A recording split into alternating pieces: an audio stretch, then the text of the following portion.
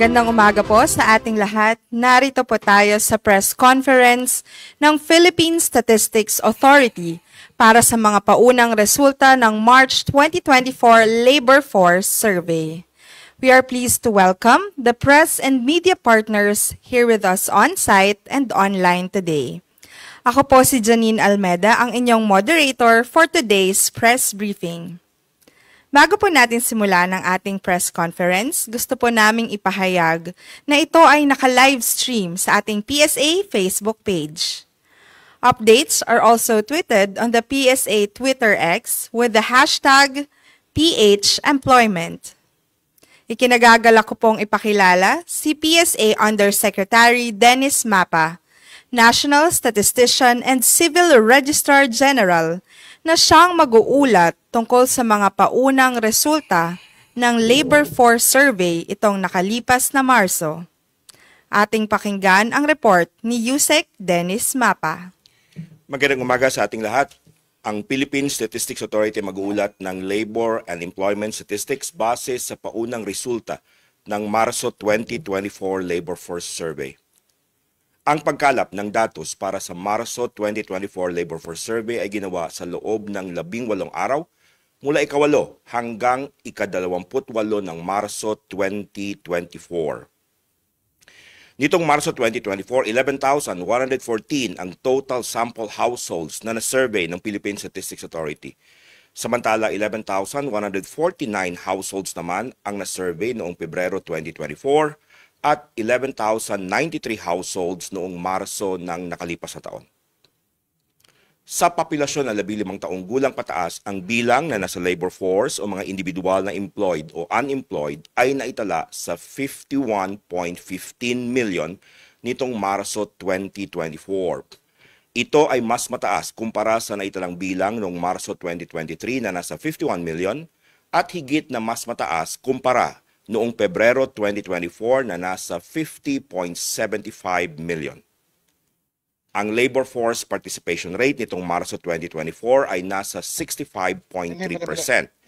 Ito ay mas mababa sa naitalang labor force participation rate noong Marso 2023 na nasa 66%, ngunit mas mataas naman kumpara sa naitala noong Pebrero 2024 na nasa 64.8%. Nitong Marso 2024, ang employed persons o bilang ng mga may trabaho o negosyo ay naitala sa 49.15 million. Ito ay mas mataas ng 572,000 kaysa naitala noong Marso 2023 na nasa 48.58 million at mas mataas din kumpara sa bilang noong Pebrero 2024 na nasa 48.95 million.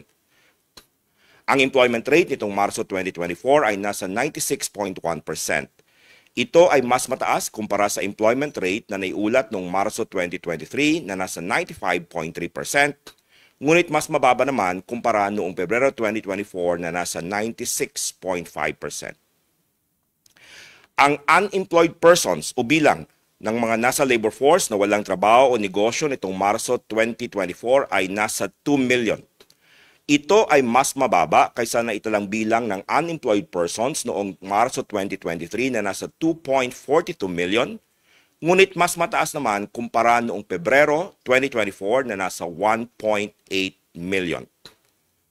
Ang unemployment rate ay naitala sa 3.9% o 39 sa kada 1,000 na individual na nasa labor force ang walang trabaho o negosyo nitong Marso 2024. Ito ay mas mababa kumpara sa unemployment rate noong Marso 2023 na nasa 4.7%, ngunit mas mataas naman kumpara noong Pebrero 2024 na nasa 3.5%. Ang bilang ng underemployed nitong Marso 2024 ay naitala sa 5.39 million. Ito ay mas mababa ng 51,000 kung ikukumpara sa bilang ng underemployed noong Marso 2023 at mas mababa rin ng 686,000 kumpara sa bilang ng underemployed noong Pebrero 2024. Ang underemployment rate nitong Marso 2024 ay nasa 11%.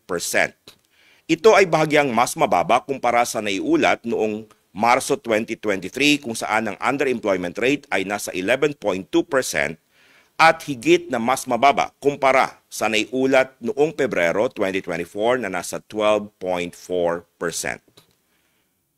Kung atin namang susuriin ang mga datos ayon sa kasarian, sa buwan ng Marso 2024, ang labor force participation rate ng mga kalalakihan ay nasa 75.4%.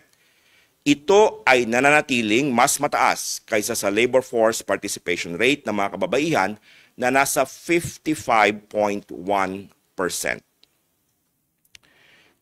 Nitong Marso 2024, ang employment rate ng mga kalalakihan ay naitala sa 96.3%.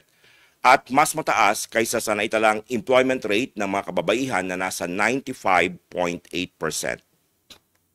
Samantala, 3.7% o 37 sa kada 1,000 na kalalakihan naman na nasa labor force ang walang trabaho o negosyo nitong Marso 2024. Ito ay mas mababa kaysa sa unemployment rate ng mga kababaihan na nasa 4.2%. Sa mga employed persons, employed na kalalakihan nitong Marso 2024, 12.4% sa kanila ay underemployed. Higit na mas mataas ito kumpara sa underemployment rate ng mga kababaihan na nasa 9.0% lamang. Kung ang mga datos ng pangunahing sektor naman ang ating susuriin nitong Marso 2024, ang services sector pa rin ang nananatiling bumubuo sa may pinakamalaking bahagi ng labor force na may 61.4% share. Kasunod nito ang agriculture sector na may 20.5% share, habang ang industry sector naman ay may share na 18.1%. Kung ikukumpara ang bilang ng may trabaho o negosyo sa mga subsectors nitong Marso 2024 at noong Marso 2023, ang mga subsectors na may pinakamalaking pagtaas sa bilang ng may trabaho o negosyo ay ang mga sumusunod. Wholesale and retail trade, repair of motor vehicles and motorcycles may dagdag na 963,000.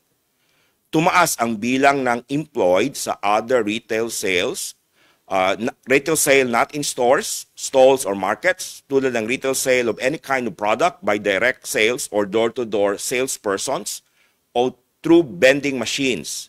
May pagtaas din sa retail sale in non-specialized stores, with food, beverages, or tobacco predominating, na kinabibilangan ng retail selling in groceries, supermarkets, sari-sari stores, at convenience stores, at sa retail sale of food in specialized stores. Pangalawang, manufacturing na may dagdag na 553,000. Ang may pinakamalaking pagtaas sa sektor na ito ay mula sa manufacture of wood furniture, manufacture of drinking water and mineral water, manufacture of soap and detergents, cleaning and polishing tulad ng washing powders in solid or liquid form and detergent, dishwashing preparation at textile softeners. Pangatlo, ang public administration and defense, compulsory social security, may dagdag na 229,000. Nagmula ang pagtaas sa general public administration activities at compulsory social security activities na kinabibilangan ng funding and administration of government-provided social security programs. Pang-apat, ang financial and insurance activities na may dagdag na 173,000. Tumaas ang bilang ng may trabaho o negosyo sa other monetary intermediation tulad ng receiving of deposits and close substitute for deposits, extending of credits or lending fund. Kasama rin ang activities of insurance agents and brokers at administration of financial markets. Panglima, ang administrative and support service activities na may dagdag na 140,000. Ang pagtaas ay mula sa private security activities katulad ng armored car services, bodyguard services, security guard services. May pagtaas din sa call center activities, voice, at general cleaning of buildings. Sa kabilang banda, mga subsector na may pinakamalaking pagbaba sa bilang ng may trabaho o negosyo kung ikukumpara ang Marso 2024 sa Marso 2023 ay ang mga sumusunod. Agriculture and forestry may bawas na 881,000. Ang may pinakamalaking pagbaba sa bilang ng employed ay mula sa growing of corn, growing of paddy rice, hog farming, growing of other vegetables and tubers, harvesting, threshing, grading, baling and related activities, and planting, transplanting, and other related activities. Pangalawa, ang fishing and aquaculture may bawas ng 449,000. Ito ay mula sa marine fishing, gathering of other edible sewage, at operation of marine sport fishing preserves. Pangatlo, ang accommodation and food service activities may bawas ng 118,000. Ang may pinakamalaking pagbaba sa bilang ng employed ay mula sa restaurants and mobile food service activities, kabilang ang restaurants, cafeterias, fast food restaurants, mobile food carts, at food preparation in market stalls. Kung ikumpara naman ang bilang ng may trabaho o negosyo sa mga subsectors nitong Marso 2024 at noong Pebrero 2024, ang mga subsectors na may pinakamalaking pagtaas sa bilang ng may trabaho o negosyo ay ang mga sumusunod. Public Administration and Defense, Compulsory Social Security na may dagdag na 606,000, Manufacturing na may dagdag na 351,000, Information and Communication na may dagdag na 159,000, at Accommodation and Food Service Activities na may dagdag na 110,000. Sa kabilang banda, mga subsectors na may pinakamalaking pagbaba sa bilang ng may trabaho o negosyo kung ikukumpara ang Marso 2024 sa Pebrero 2024 ay ang mga sumusunod. Agriculture and Forestry may bawas na 318,000. Transportation and Storage may bawas na 292,000. Construction may bawas na 214,000 at Administrative and Support Service Activities na may bawas na 118,000. Sa mga employed, 30.5% ang nagtatrabaho o nagdinegosyo na hindi aabot sa 40 hours sa isang linggo nitong Marso 2024. Ito ay nasa 34.4% noong Marso 2023 at 32.6% noong Pebrero 2024. Samantala, tumaas sa 68.8% ang mga nagtatrabaho ng lagpas sa 40 hours per week nitong Marso 2024 mula sa 66.5% noong Pebrero 2024. Nitong Marso 2024, naitala sa 40.7 hours ang average hours work in a week ng mga nagtatrabaho o may negosyo. Ito ay mas mataas kumpara sa naitalang average hours work in a week noong Marso 2023 na nasa 40 hours per week at mas mataas din kung ikukumpara sa Pebrero 2024 na naitala sa 40.1 hours per week. Kung susuriin naman ng mga employed persons ayon sa class of workers nitong Marso 2024, ang wage and salary earners ang nanatiling bumubuo sa may pinakamalaking bahagi ng employed na nasa 64.2%, kasunod ang self-employed without employees na nasa 27% at unpaid family workers na nasa 6.8%. Ang employers in own family-operated farm o business naman ang bumubuo sa may pinakamaliit na bahagi na nasa 2.0%. Sa bilang na 31.56 million na wage and salary workers, mapapansin na ang nasa private establishment ang may pinakamalaking share na nasa 50.1 percentage points. Kasunod ang mga workers sa gobyerno o government corporations na may 9.5 percentage points at workers for private households na may 4.4 percentage points. Makikitang ang workers in own family-operated farm o business ang may pinakamaliit na share na may 0.3 percentage point. Nitong Marso 2024, ang nakapagtala ng may pinakamalaking bilang sa pagtaas ng may trabaho o negosyo kung ikukumpara sa Marso 2023 ayon sa major occupation ay ang mga sumusunod. Service and sales workers may dagdag na 1.32 million. Clerical support workers may dagdag na 557,000. Plant and machine operators and assemblers may dagdag na 256,000 at mga professionals na may dagdag na 166,000. Sa kabilang banda, ang mga major occupation group na may pinakamalaking pagbaba sa bilang ng may trabaho o negosyo kung ikukumpara ang Marso 2024 sa Marso 2023 ay ang mga sumusunod. Elementary occupation na may bawas na 1.12 million. Skilled agricultural, forestry, and fishery workers na may bawas na 389,000 at craft and related trade workers na may bawas na 144,000.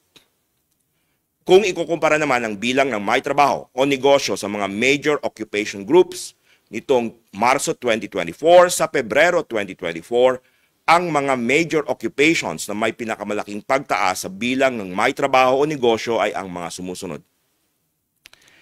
Service and sales workers na may dagdag na 545,000. Clerical support workers may dagdag na 225,000. Technicians and associate professionals may dagdag na 146,000. Mga professionals na may dagdag na 113,000. At plant and machine operators and assemblers na may dagdag na 108,000.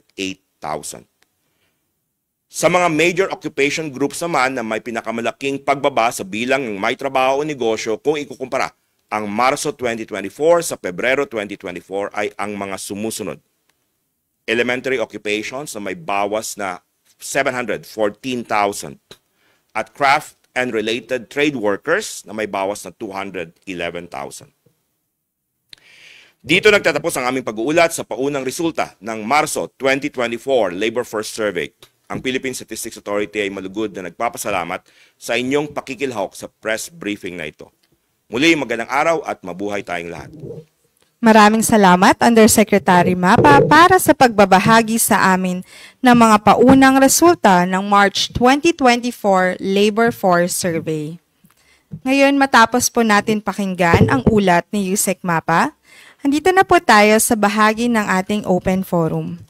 Bago po natin simulan, nais po namin ipahayag ng ating press kits ay aming ipapadala po via email for our online participants at ipapamigay naman po dito for our media partners na nasa venue.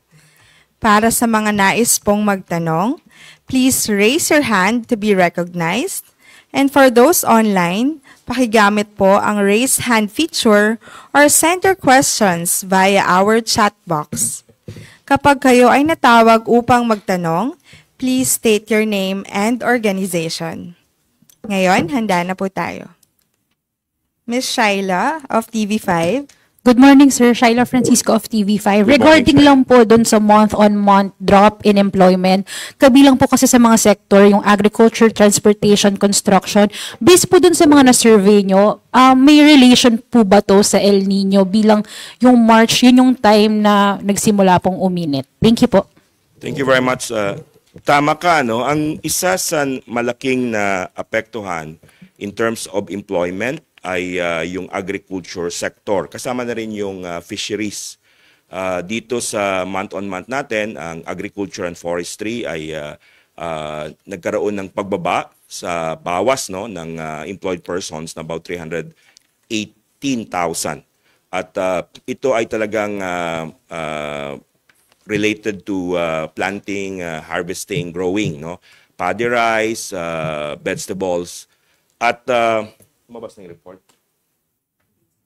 Lumabas na yung report ng Value Production and Agriculture and Fisheries at makikita natin na doon sa crops at sa fisheries, kasama na rin yung sa livestock, particularly hog farming, ay nagkaroon tayo ng pagbawas sa value production. So, nare-reflect doon sa ating value production in agriculture and fisheries at consistent naman yung datos dito sa employment, sa labor market statistics natin. So yes, they were affected by the El Nino.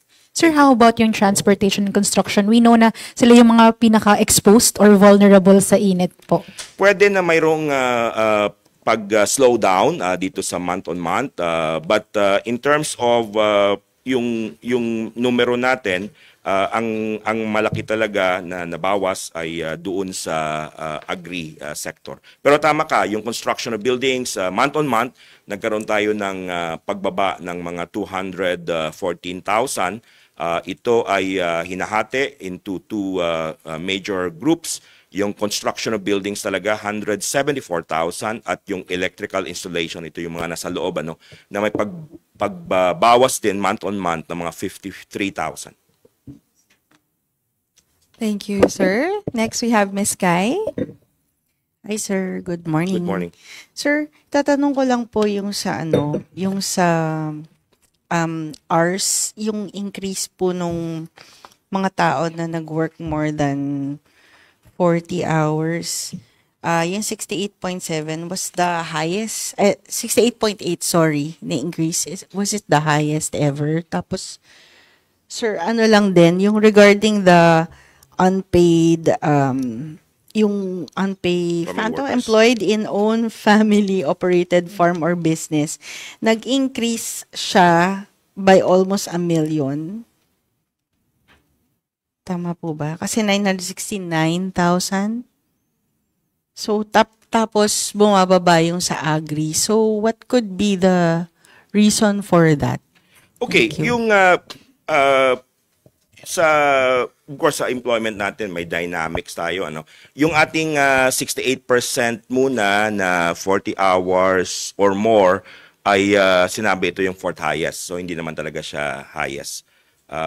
Maybe later on the technical staff can share the time series. Now dito sa ating increase in employment may mga of course may mga sectors na bumaba, sabi ko nga agri. Pero may mga sectors naman na tumaas. So, year on year, ang dagdag sa number of employed persons ay talagang substantial din, 572,000. At ito ay galing, ang maganda rito, galing sila sa wage and salary workers na classification. Na kung tinitingnan natin sa mga discussions natin in the past, ito ay medyo higher quality kasi may wages and salary. Ang ating dagdag sa wage and salary workers year on year ay nasa 1.65 million, which is quite large. Ang nabawas naman dun sa kabilang side ay yung mga unpaid family workers, bumawas ng mga 988,000, close to 1 million.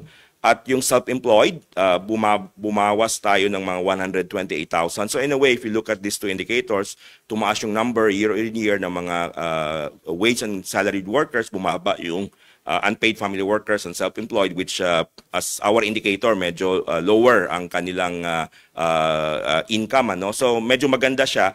In terms of type of workers, karamihan dito ay nasa service and sales workers.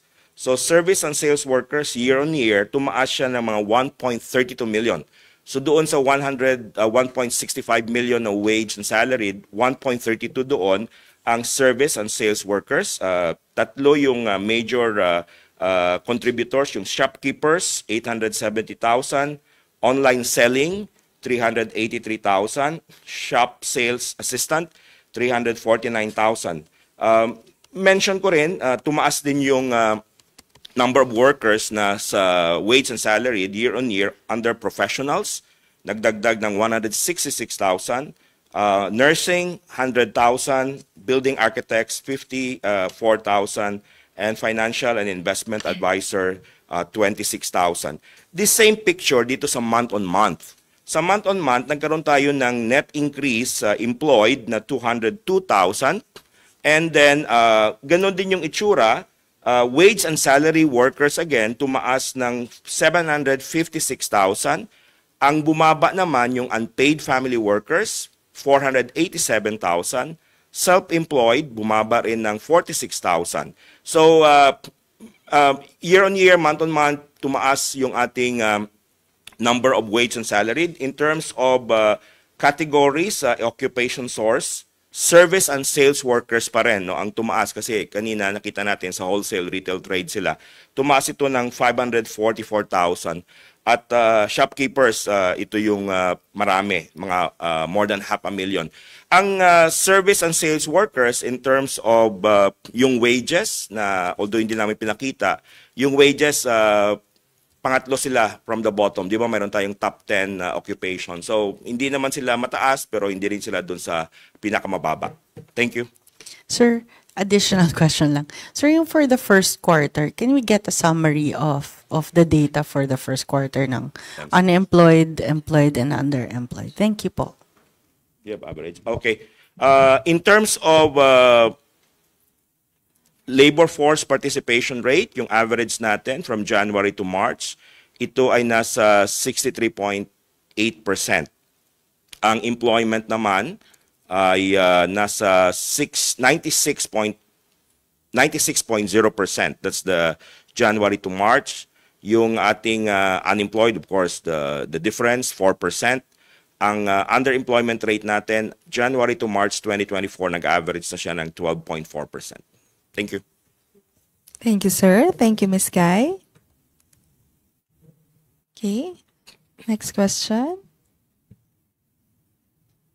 Ms. Shaila of TV5.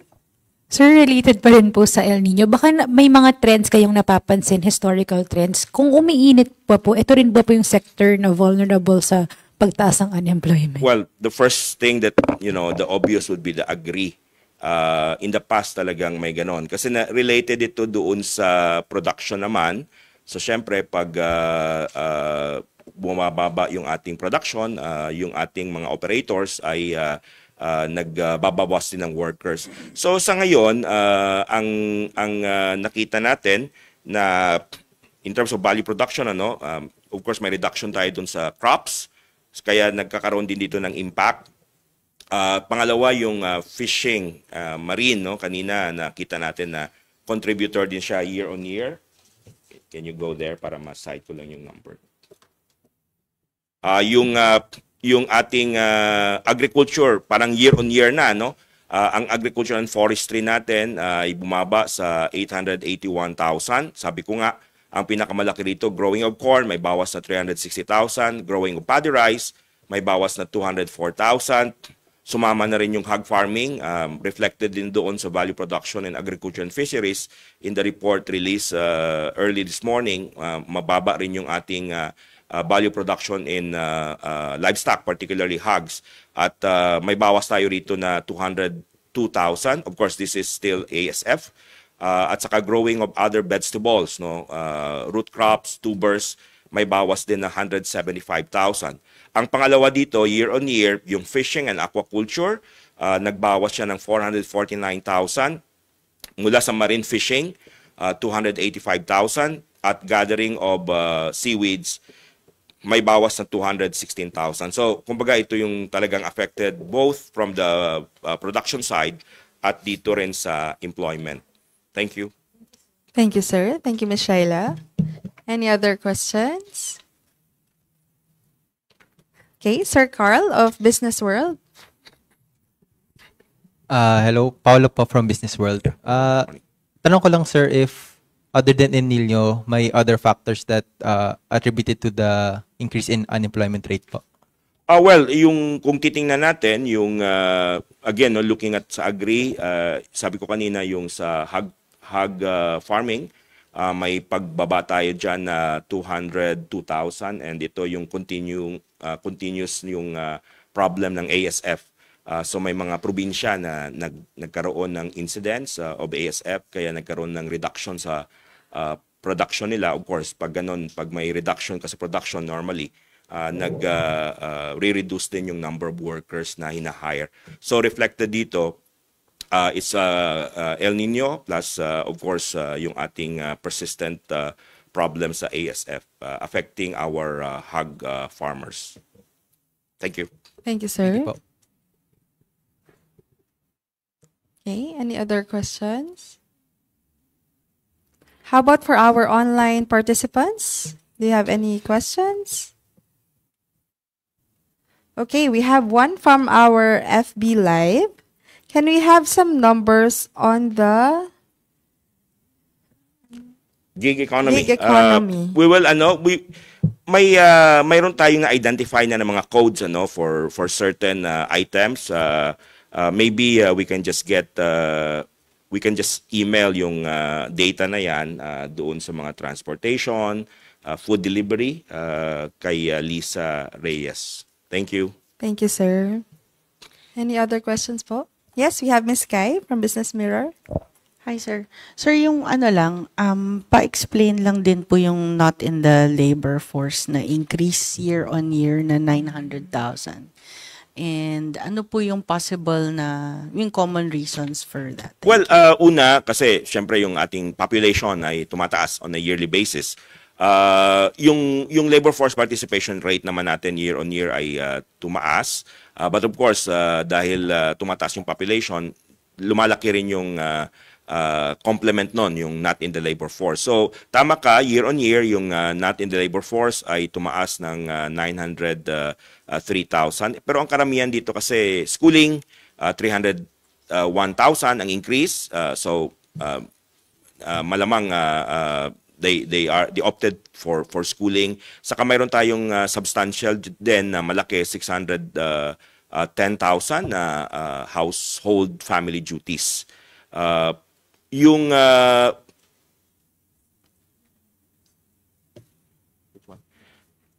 new entrant, okay, where is that?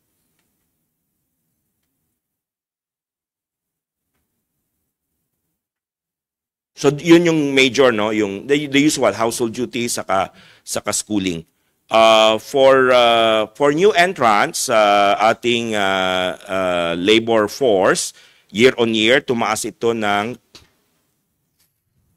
114,000. So may dagdag tayo, may mga new workers tayo year on year, tumaas ng 114,000 at galing ang karamihan sa 15 to 24 years old, 71,000 at pangalawa 25 to 34-year-old, 43,000. So we have both dahil substantial din yung increase sa labor force participation, may malaki rin yung na-contribute dito sa particular category na new workers in the labor market. Thank you. Thank you, sir.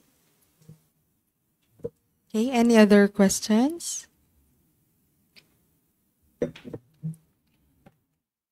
Okay, if there are none, before we end today's press conference, may we request our media partners to accomplish our short evaluation form.